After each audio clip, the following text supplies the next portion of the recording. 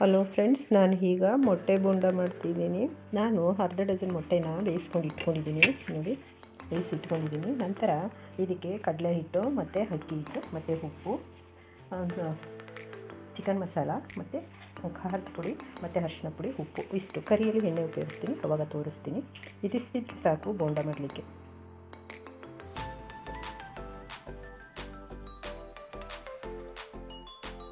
ಮತ್ತು ಸ್ವಲ್ಪ water,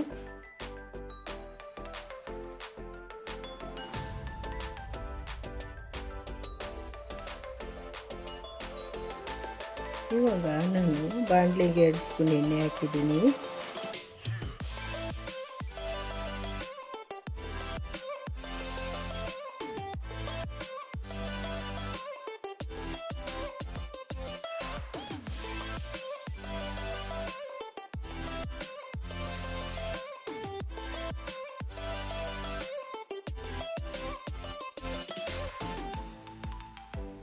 friends, ಬೇಕಾದ್ರೆ ಇದಕ್ಕೆ ಸ್ವಲ್ಪ ಉಪ್ಪು ಖಾರ ಸೇರಿಸ್ಕೊಳ್ಳಿ. ನಾನು ಅದಕ್ಕೇ ಸರಿಯಾಗಿ ಉಪ್ಪು ಖಾರ ಚೆನ್ನಾಗಿ ಹಾಕಿದ್ದೀನಿ, ಅದಕ್ಕೋಸ್ಕರ ಸೇರಿಸ್ತಾ ಇಲ್ಲ.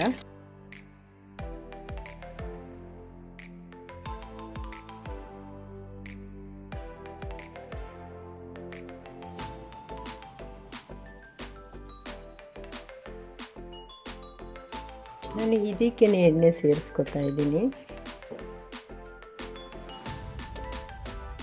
ಇವಾಗ ಎಣ್ಣೆ ಕಾಯಲಿ.